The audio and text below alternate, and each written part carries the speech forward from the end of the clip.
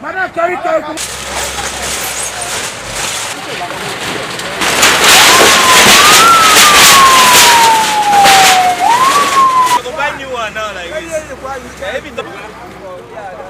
And they have been coming since last year, but this year it's only BRA. They said they are from BRA. They came.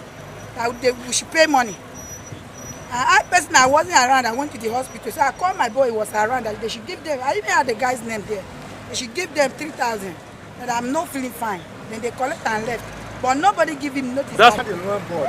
They give something for a permit for temporary structure. No, Urban, they didn't come to me. Urban, since last year, the other year, they were disturbing. But since then, this year, they didn't come. Have they given you notification before? No, but Urban Development, they said I've given notification, a 7-day notification. No, actually, nobody gave me notification. Today that I heard that they don't work that personal rescue. Now that I heard that, I heard that it's only for personal rescue. So I don't know. If I would have known, I would have known what I can do.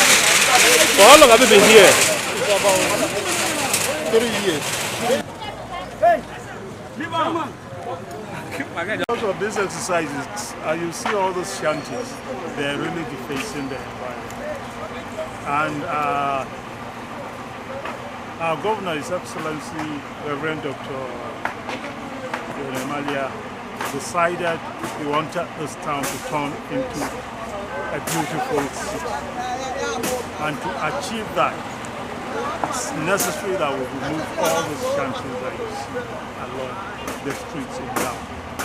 And I assure you that we are going to remove all the shanties we find within the city. In every demolition we do, we always notify the people, the public, and the parties involved. So far, we've removed more than 40 shanties so far.